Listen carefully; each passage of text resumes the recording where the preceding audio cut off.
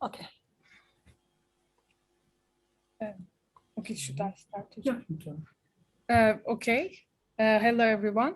Today we have another special guest, Iacer Calixto.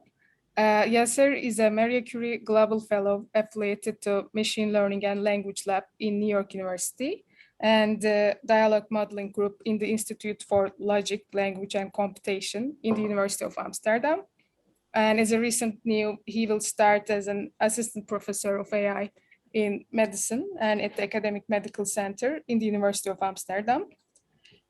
His research is genuinely interdisciplinary and touches upon multimodal learning and natural language generation, machine learning and methods for responsible AI, interpretability and explainability in NLP, and applications of NLP in high-stake areas such as psychology and medicine. And thanks again for joining us today, Iacer, and the stage is yours.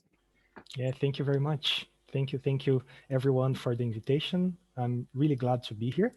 I think it took a bit of organization, mostly from my side, to manage to make everything work. And thanks for being flexible with the dates. Yeah, so I think I'm gonna start by sharing my screen. I tried doing that before. I hope it works the first time. Let me see. I think you should be seeing my slides.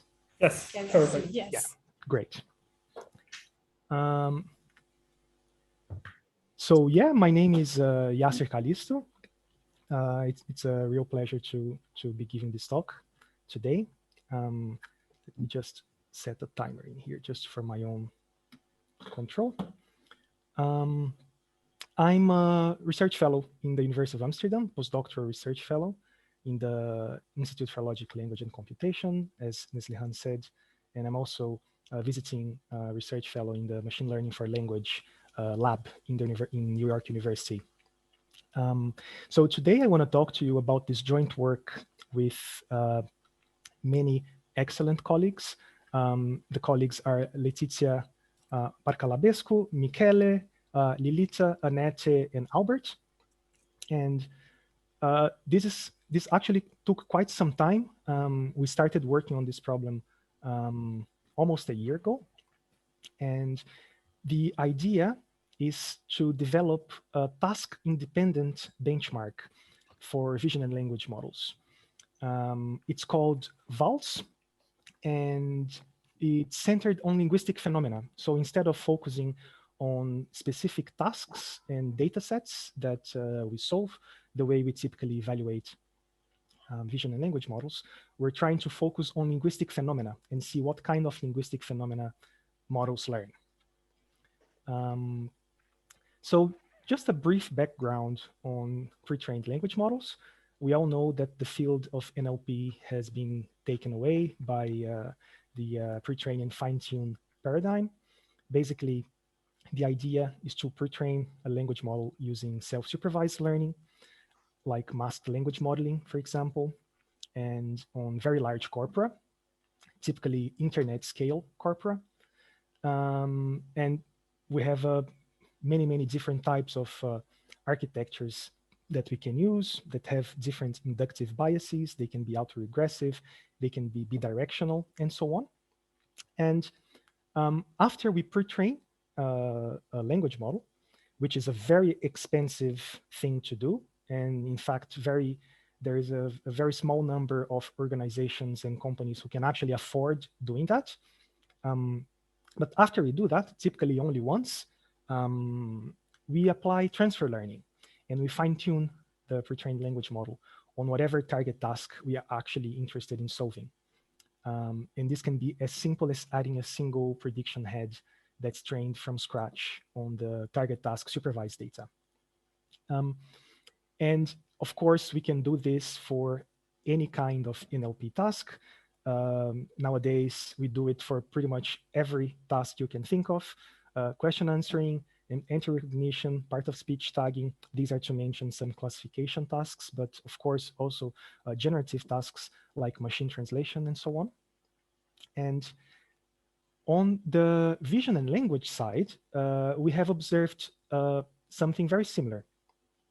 Basically, a few years ago, we used to have train our models from scratch, for example, for visual question answering, and apply it to solve some visual question answering problem we're interested in. But nowadays, similarly, we're pre-training our vision and language models using self-supervised learning. The only difference is we're using large image text pairs. Basically, these image text pairs can be image captioning. Most of the time it is, but it can also be visual question answering data or other types of image text aligned data. And similarly, the idea is to do this once. Then we have something that's typically publicly available. You can download and easily apply transfer learning and fine tune on whatever target task you might be interested in. And here also you can think of any target task you might be familiarized with, like visual question answering, or also generative tasks like image captioning and so on.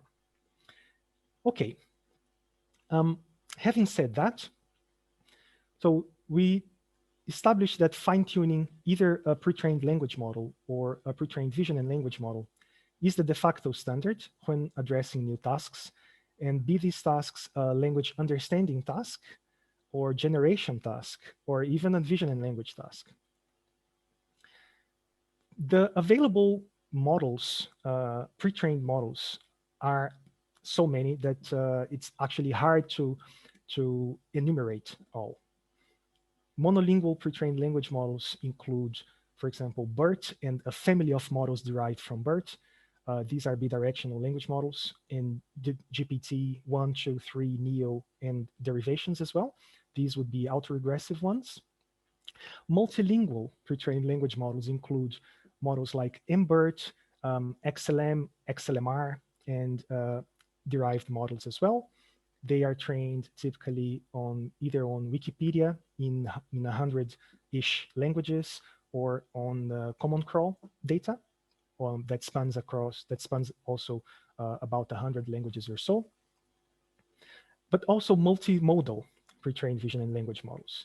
And also here, there is a very, very large number of existing models that we could choose to use. These include, for example, just to mention a few, ViewBERT and some derivatives, LexMERT, Oscar, released by Microsoft more recently, and so on.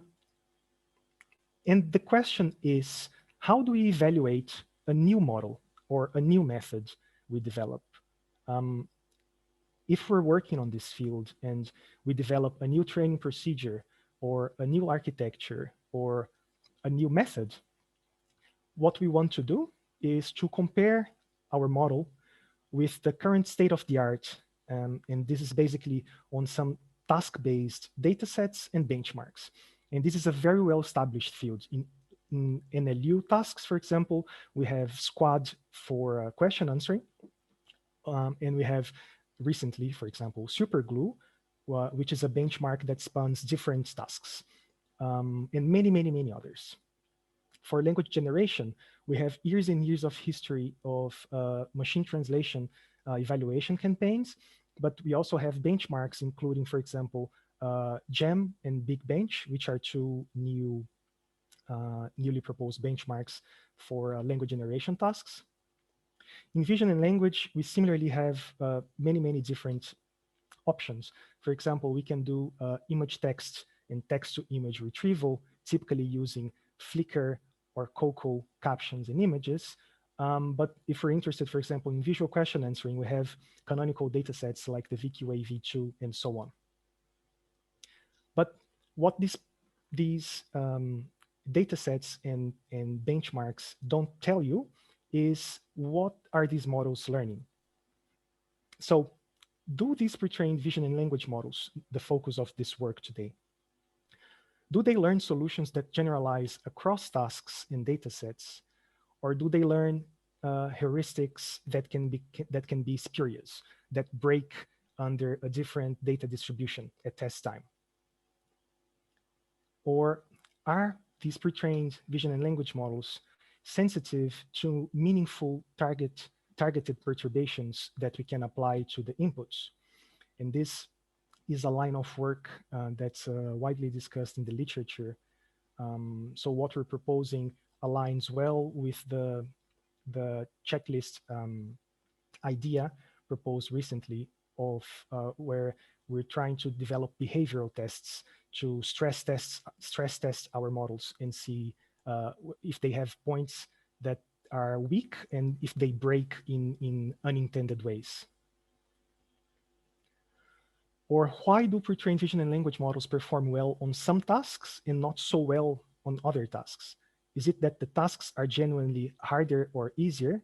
Is it that the model architectures have inductive biases that make them more suitable to address certain tasks and not others? And do pre-trained vision and language models, most importantly for this work, do they really ground the text and the image the way we expect them to do? And regarding the text, we want to look at different levels of granularity from morphosyntax all the way to semantics. And to do that, we're proposing VALS, which is an acronym for Vision and Language Structured Evaluation. VALS follows a musical analogy.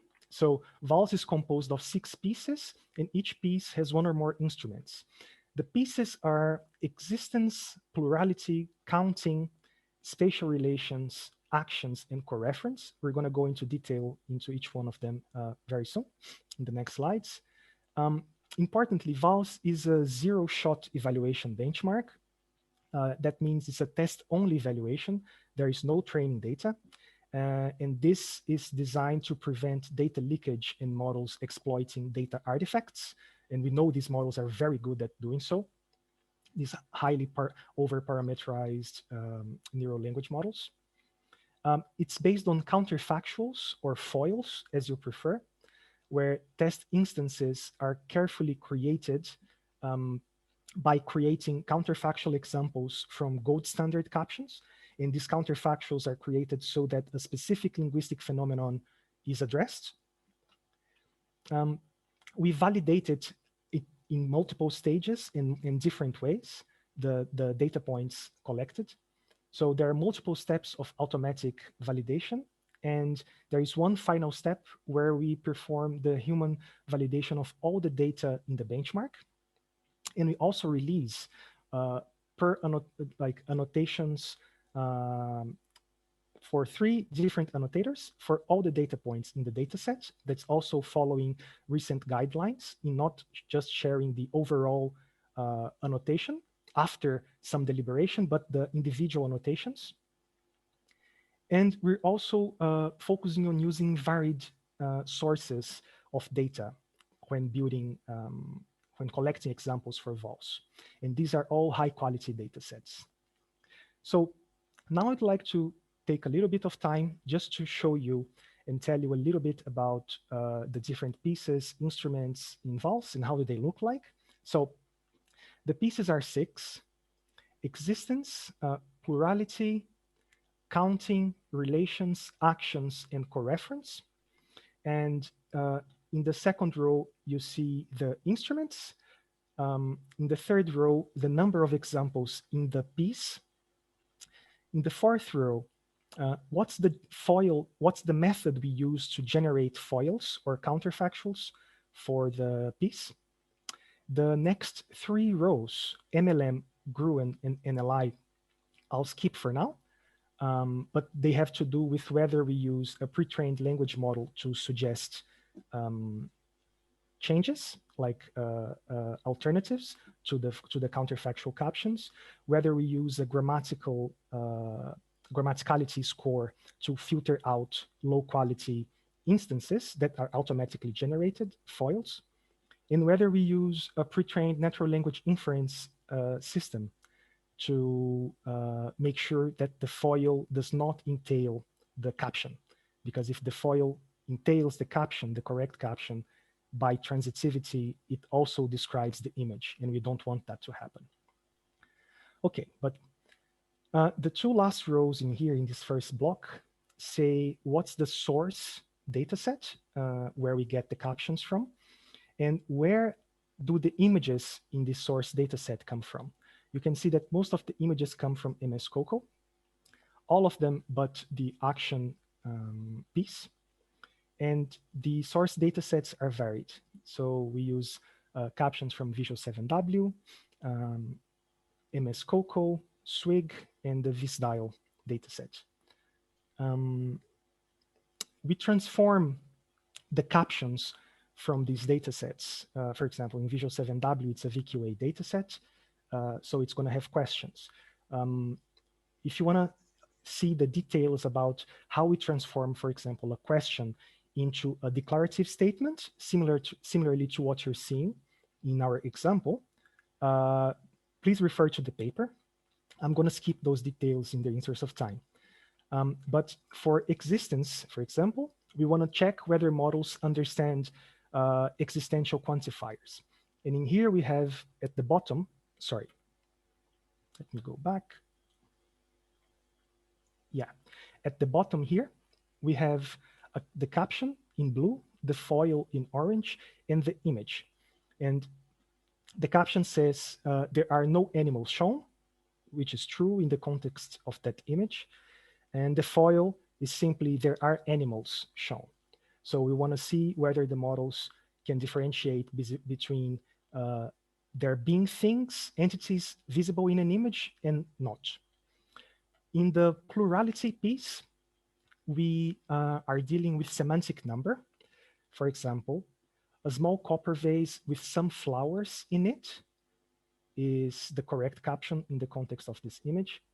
And the foil is created as a small copper vase with exactly one flower in it, which is not true.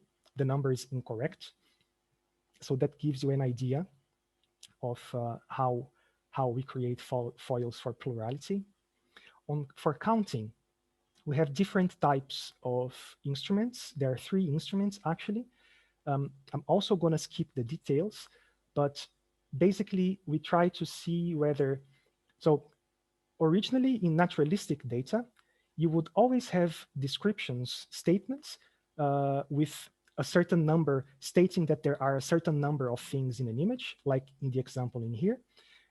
And very, very often, these numbers are very small numbers, because typically when we see something in an image, we don't see a vast number of entities in an image. So most of the time, we're saying there are 0, 1, 2, or 3. So we play with the distribution of examples in the different instruments to see whether models are biased towards this fact, or they actually look at the image and count. If you want details, please check the paper as well. But for counting, we have a statement like there are 4 zebras, and in this image, it's the correct statement. In a foil, we would replace 4 by another numeral. In this example, 6. There are 6 zebras. For relations, we play with prepositions. These are spatial relations. And the correct caption reads, a cat plays with a pocket knife on a table, and you can see the cat with the pocket knife on the table. And the foil would be a cat plays with a pocket knife underneath a table. So in this example, we are using Spanbert to generate an alternative. And we have some certain criteria we use to do that. We also use Gruen and an automatic pre-trained NLI model to filter out low quality examples. For the action piece, we have 2 instruments, replacement and actant swap. For the action, we always have an entity that acts, a verb or the action itself, and an entity that's acted upon in the image. So in this example, it's a man shouts at a woman.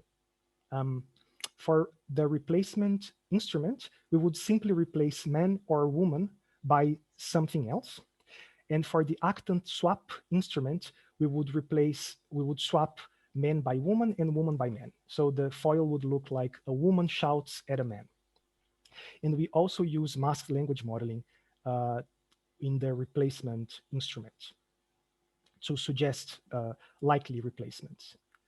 And finally, for coreference, um, we're using data from the VisDial dataset, and this data, these captions, let's call them, look slightly different than the previous ones. There is typically a sentence, a question, and a yes/no answer. And in this example, the sentence reads, buffaloes walk along grass. So you can see the sentence is not 100% grammatical. Are they in a zoo? No or yes.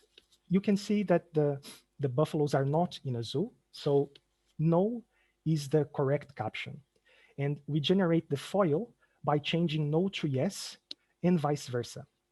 And the reason we do this is we tried some different ways, but this seemed like the best way to approach coreference. So in this example, they is coreferential with buffaloes, and the model has also to understand whether the buffaloes are in a zoo. So it's possibly the hardest task among the tasks we are, or the hardest phenomenon among the phenomena we're addressing in this work. May I ask a question? Yeah, please. In this last example, there is sort of no zoo and no entities that are in a zoo. So in that sense, there is not much of a coreference resolution going on, right? The coreference would be between they and buffaloes. You have to, the coreference is always pronoun that has to be disambiguated and linked to an NP. That is correct. That's correct. But for there to be a disambiguation, there needs to be an ambiguity, and there is no other candidate for a reference. For they. Okay. In this yes. example. In this specific example, indeed, yes. Right. So, in general, I guess in other examples, there might be more than one potential referent for the pronoun, and the question would be, had the yes answer for only one of them, let's say. And if I remember correctly, the captions in the coreference piece are much longer. And basically, we cut this caption just to fit the table. It might, I have to ask, I haven't worked with the coreference piece in person, but the first author, Letizia, she was the one working with it. It might be the case that we shorten the description to fit the table for presentation purposes. Typically, there is more text, and it's a relatively hard thing to do to detect the coreference. And usually to really do the coreference, you also have to look at the image. That's another important point in here. The other thing I wanted to ask is the task then is to look at one of these examples in blue or orange and tell whether they're correct or not, right? So that's the task for the machine learning system. To differentiate the correct caption from the counterfactual. Yeah. Okay. Last question for now. These categories, the 6 categories of existence, plurality, etc. How did you guys come up with these categories and not, these categories and not some others, etc.? So what was the decision process there? That was based on our own experience and the kind of things we have worked on, the kind of things we knew were hard but not impossible to do, for example. So it was a mix of the previous, like the author's experience and access to data as well. We needed to make sure that we could source the data from somewhere in a meaningful way.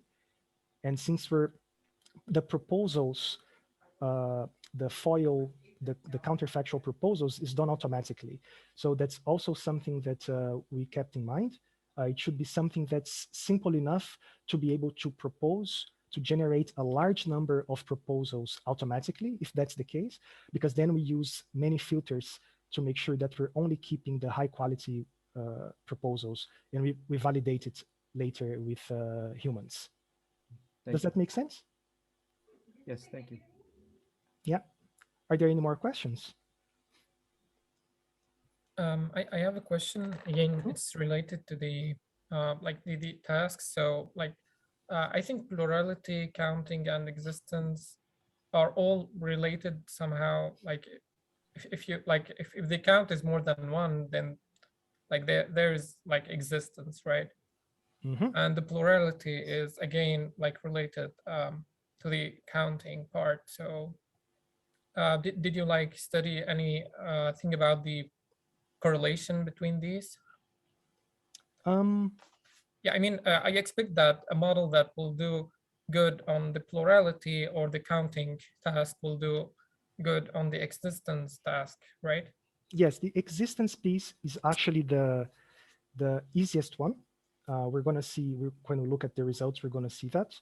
The plurality and counting are a bit harder, but they're not as hard as other pieces in vals. But you're totally correct in that existence is basically a binary decision saying something exists or not in an image.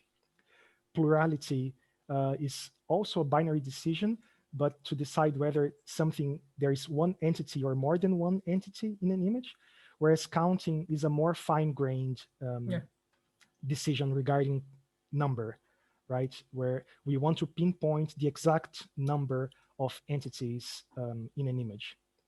In a previous paper, we studied counting in a lot of detail, but we don't go we don't compare counting, plurality, and existence. But from the results, we might be able to get some conclusions about how they relate, I think.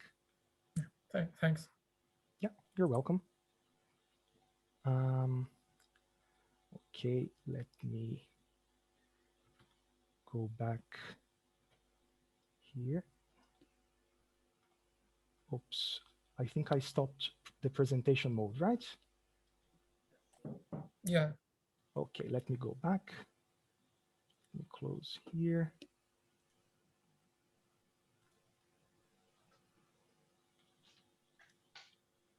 Yeah. Okay. So this is like VOS in a nutshell. So now let me talk about how we source foils and counterfactuals. Basically, we always have an original caption in an image, and we propose a foiled caption using the methods I mentioned before. The conditions that we need for the data set to be solid and reliable are that the foil must differ from the original caption, but minimally differ. The foil must not describe the image, and independent judges agree that the caption, the original caption, but not the foil, accurately describes the image. And this is done via human validation of the data. So there are a number of steps we take to make sure that the data is reliable. So first, we ensure a similar token frequency in the correct captions and the foiled captions. This is to mitigate distributional biases that have plagued previous vision and language datasets. We use master language modeling, a pre-trained language model, to suggest alternatives to original captions, to foil original captions. We use Gruen to compute the grammaticality score and filter out low quality foils. We use NLI, a pre-trained NLI model, to see whether the foil entail the correct caption, and we discard the foil in case the pre-trained model says it does. We use monomodal baselines, text-only baselines, to see whether some of the pieces can be solved disregarding the image. That's also a big problem in previous vision and language works. Not just VQA, but other data sets as well. And we want to see that that's not the case, or we at least want to flag when that's the case. And we perform a thorough human validation of all the test instances in vals. This is how the human validation screen would look like. But first, let me just tell you briefly what's that about. So we're using Amazon Mechanical Turk. There are 3 annotators per test instance. The annotators are presented with a constrained multiple choice question, and they must select one answer out of the 5. And a test instance is accepted or considered valid if 2 out of the 3 annotators agree. And as I mentioned before, we're going to share all the annotations by all the 3 annotators with the research community. So we have a sentence, a first sentence and a second sentence. There is exactly 1 animal pictured. There are exactly 6 animals pictured. There's the image. There is an instruction in here. And the annotator must select an option. So the sentences are almost identical, but differ in a few words highlighted in boldface. Which of the 2 sentences accurately describes what can be seen in the image? So the choices are the first sentence, but not the second one, but not the first, neither of the 2, both, or I cannot tell, or I don't know.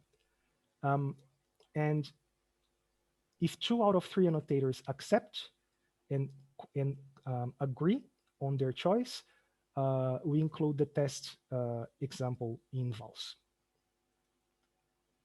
Some brief statistics in here. There are more, there's a bit more in-depth discussion in the paper, but these are the pieces in vals. This is including the FOILIT dataset, which I didn't mention. I'm going to skip it just in the interest of time as well. But this has to do with replacing noun phrases in the data, in the caption.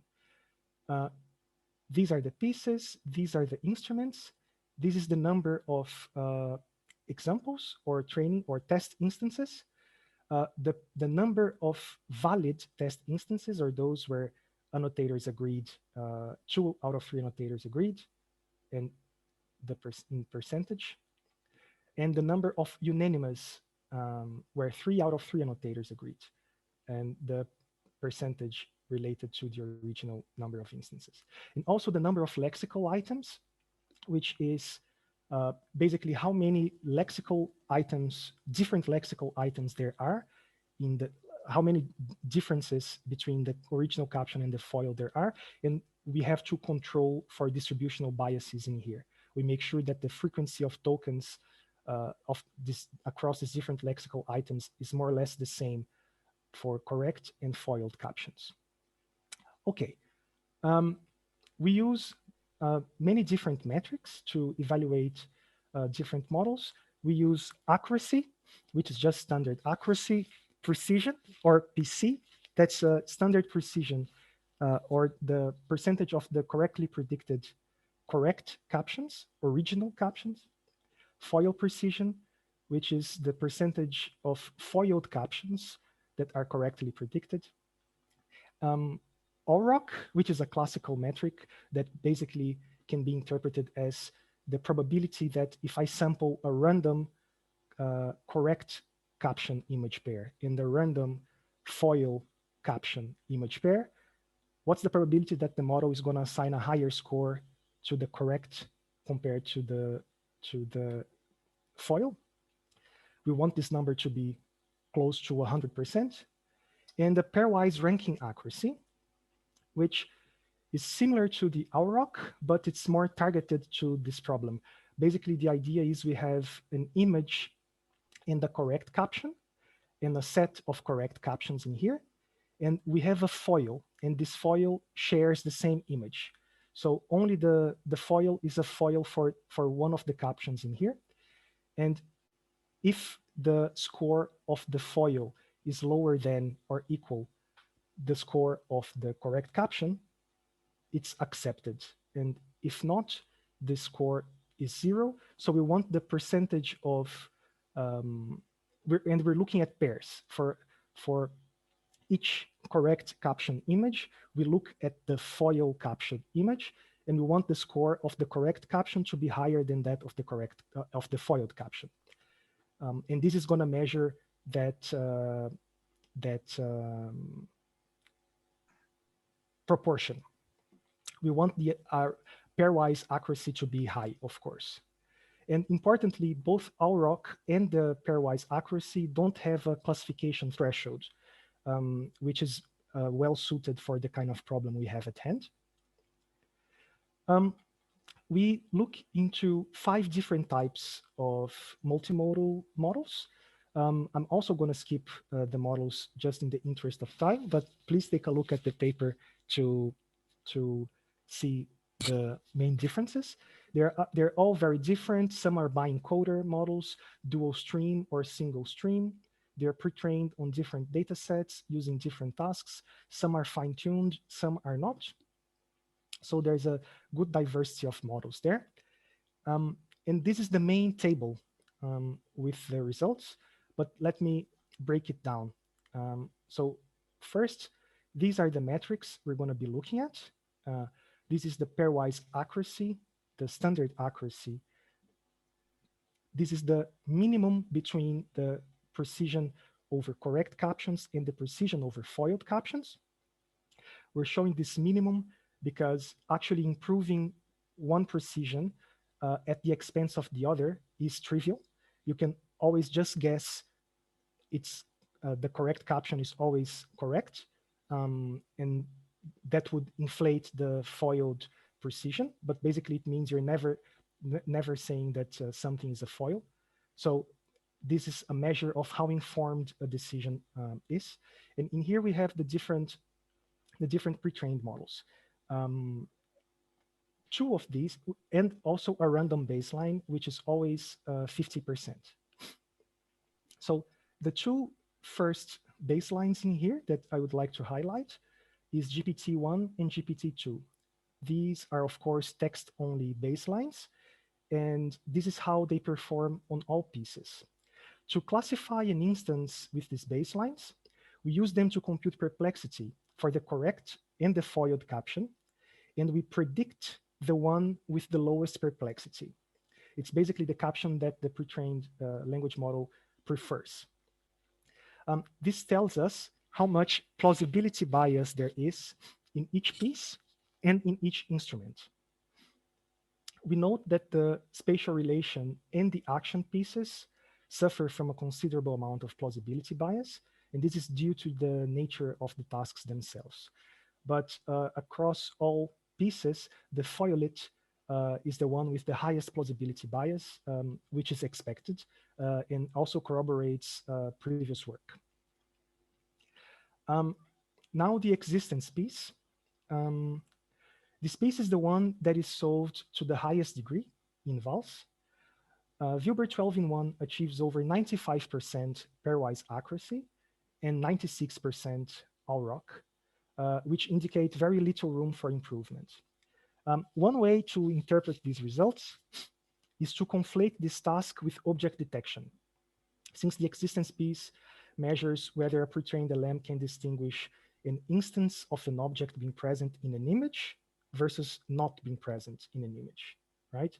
So object detection, to some extent, is an easy task, at least for current vision model backbones.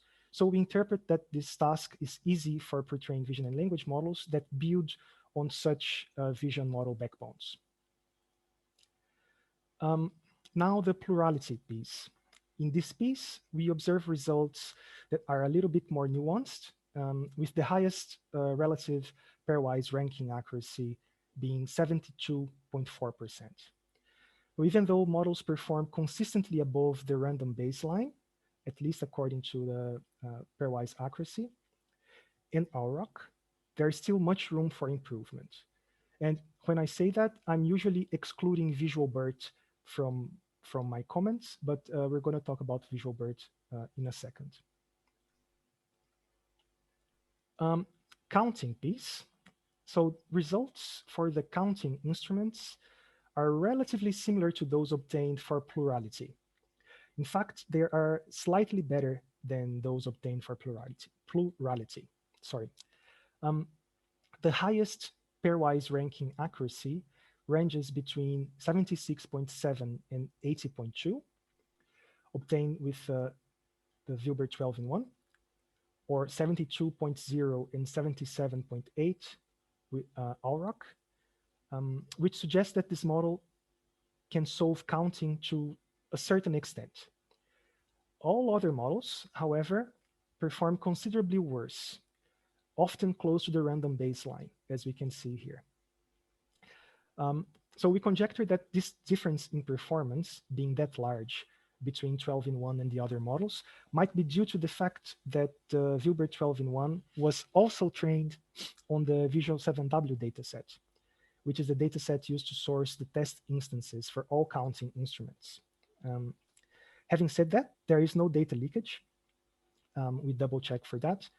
And it might just be the fact that Wilbur 12-in-1 is additionally fine-tuned on 12 different tasks/datasets, and it's just a strong model that does counting well.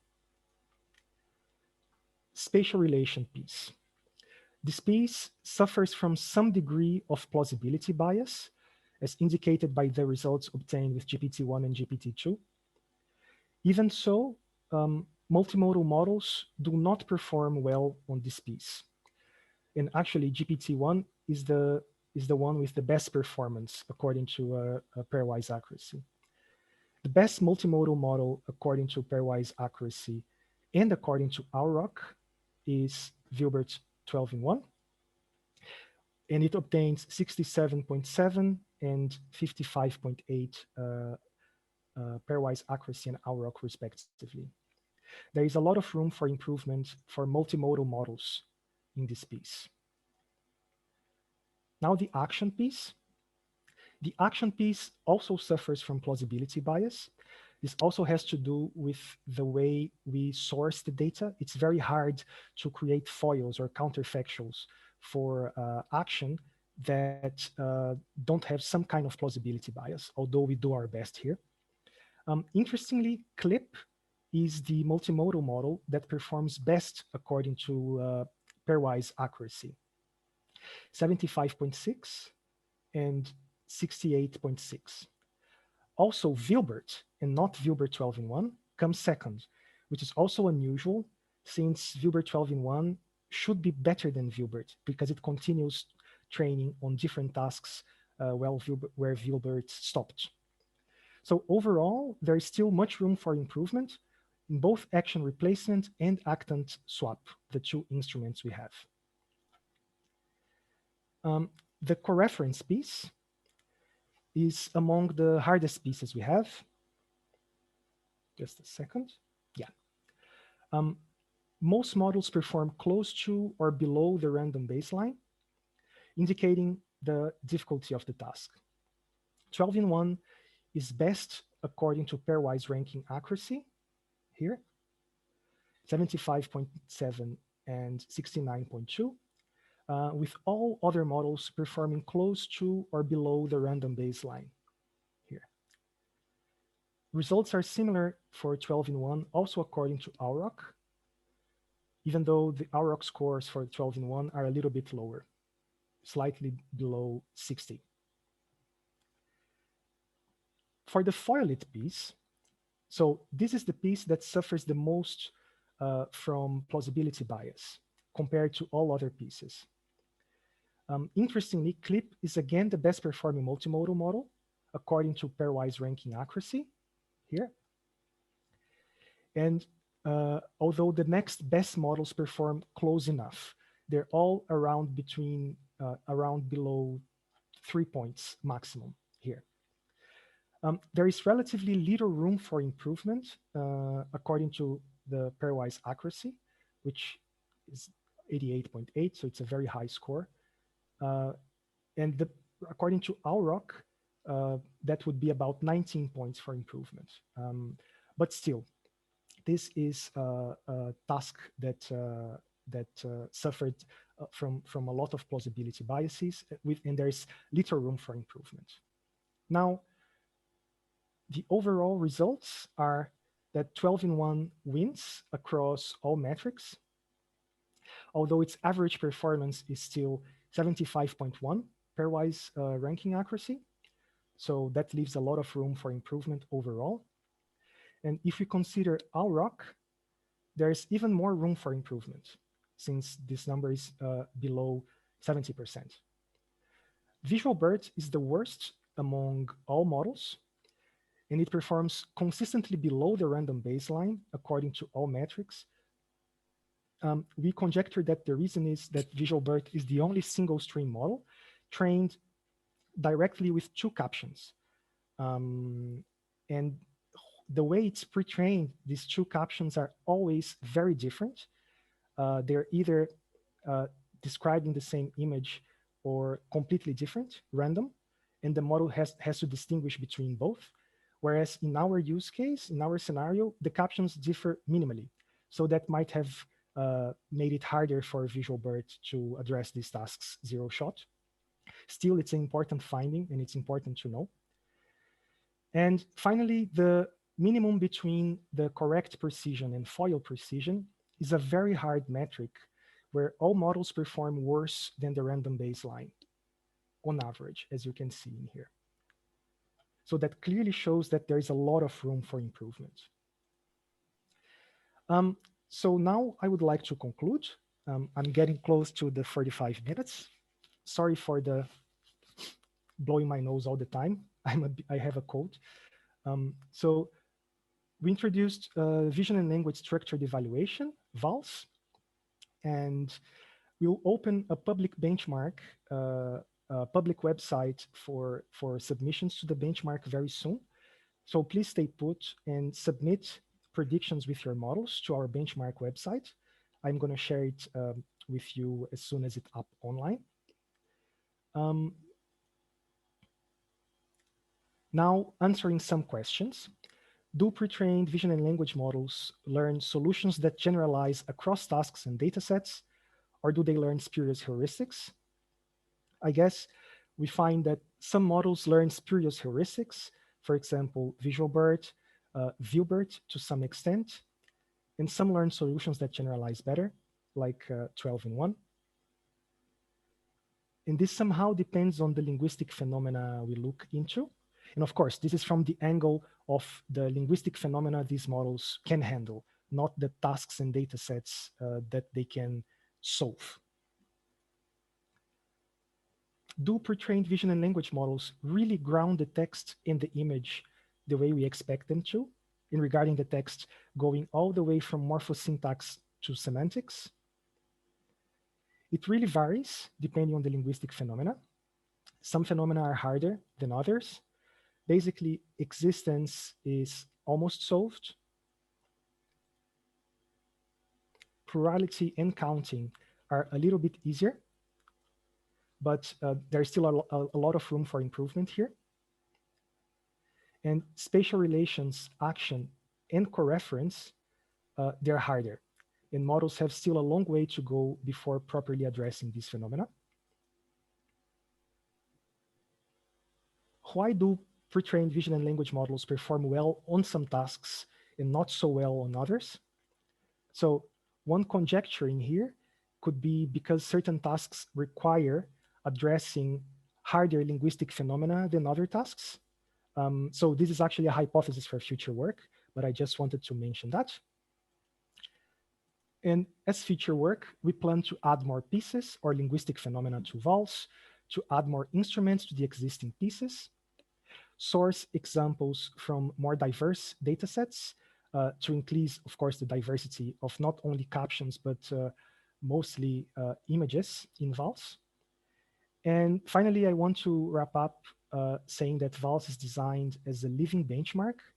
And we're very interested in hearing what the research community would like to see included in VALS, and what do you think is relevant and important in living benchmark. And I think I'm going to leave it here, and I'm going to be answering any questions you might have. Thank you very much. And sorry for the nose.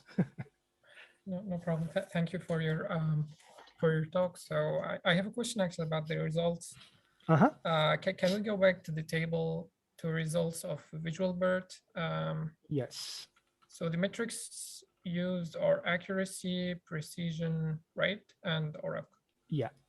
This pairwise accuracy, AUROC, and this smaller number between precision over correct and foiled captions. So I mean, visual BERT getting like 0 on almost all of the tasks in the minimum like precision metric. Is this Yeah. like this seems a bit off, right? It basically means that visual BERT is guessing, and it's always choosing either saying everything is correct or saying everything is a foil. Since we're looking at the smallest number between these two, it depends. If the precision over correct captions is close to 0, and the precision over foils is very high, it basically means that the model is blindly guessing either one way or another, which is not entirely unexpected when you think about how it's been trained, because it's been pre-trained always looking at two captions together. Mm-hmm. So the other models are going to assign a score to an image caption pair and to an image foil pair. Visual BERT is the only of these models that takes the triple at once. The image, the correct caption, and the foil. But at pre-training, the thing is that the correct caption and the foil, they're either very similar, meaning they describe the same image, or they're random. One of them are selected randomly, and that's used to train an image sentence alignment head, if I remember correctly. So in our case, the correct and the foil are very similar, but by 1 or 2 tokens. So that might have confused visual BERT because there's no training, there's no fine tuning. Yeah. It's a test only, it's 0 shot, right? So that's what we think happened here. So do you think that if we fine tune the models, we might be able to maybe like exploit the information inside them more than this? I mean, there must be some information embedded in these models that wouldn't be extracted directly using perplexity, like or the maximum. Yeah, basically the objective that we train these models on. Do you mean visual BERT or the other? Yeah. I mean, especially for visual BERT, in the case of since the objective of training is different than the other models. I mean, as you said, it is somehow expected to get some result like this. So I think there are many things that could be said. So I think the most important thing is just to emphasize that the fact this is a test-only benchmark focuses exactly on this kind of issues. So because there is no training, we can really pinpoint what models learn and what they don't. Having said that, it's also a bit unfair with visual BERT because of its pre-training. Yeah, I was gonna say the 12-in-1 as it's already fine-tuned on 12 tasks, as you mentioned. So exactly. that's exactly. Yeah. So in that sense, that's but that's something that's part of the discussion, right? So that's clear, and we know that 12-in-1. If we want to see how 12-in-1, let's say, would perform without fine-tuning on 12 tasks, this is basically ViewBERT, the line just above 12-in-1. So here you can see the difference gained by additionally fine-tuning.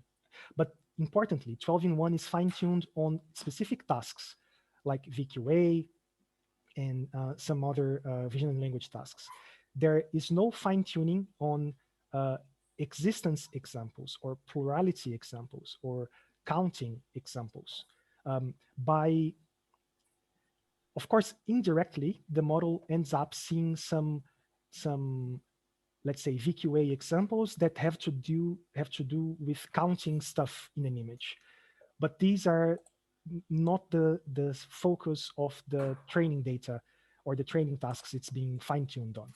So that's a different an important distinction.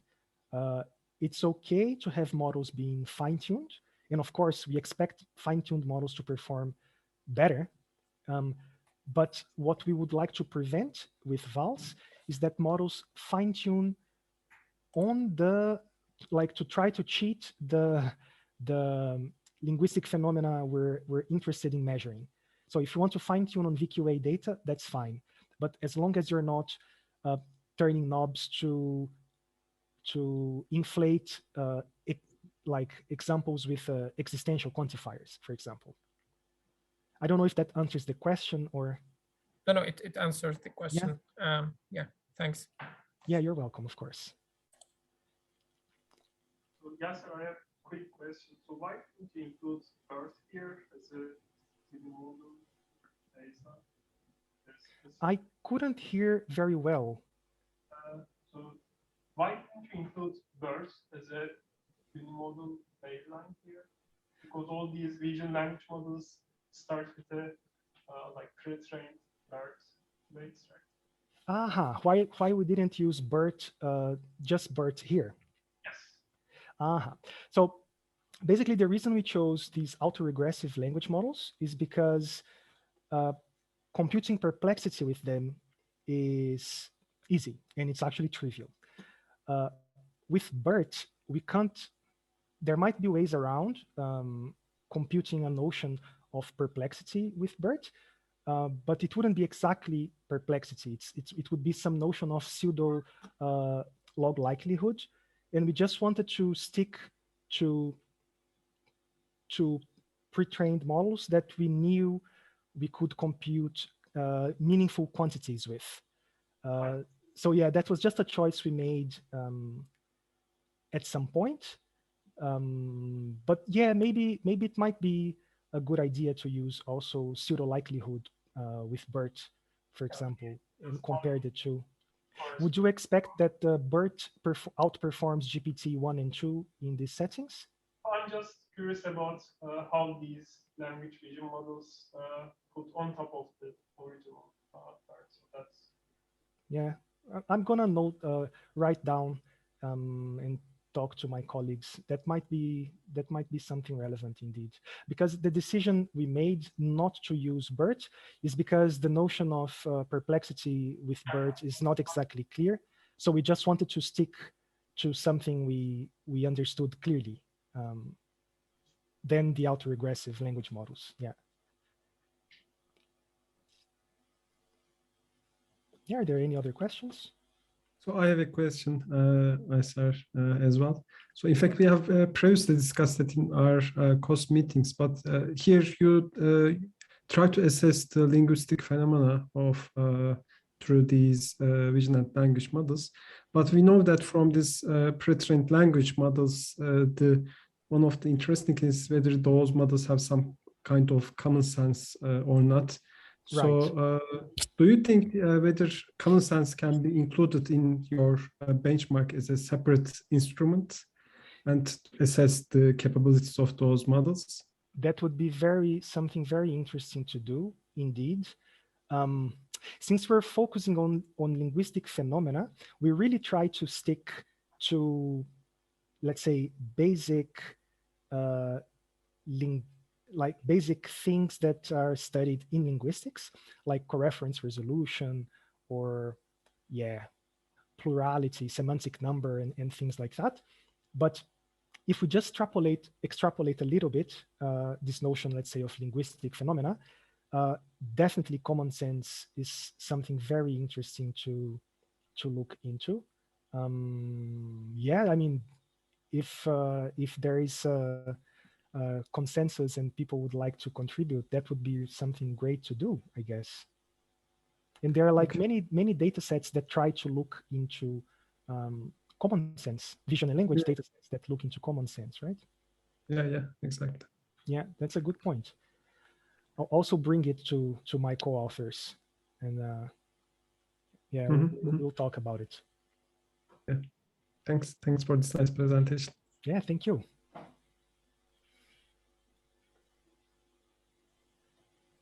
Any more questions?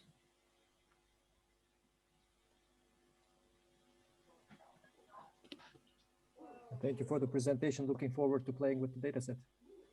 Yeah, I'm gonna, the data is online, but the benchmark is still not online. I'm gonna let you know whenever the benchmark is up and running, so you can submit runs with your systems. We'd be very happy to have like a lot of submissions and yeah, really see this thing catch up. Thank you very much for the invitation. It's been I'm really glad to have given you this talk, and happy holidays to everyone. Yeah, you too.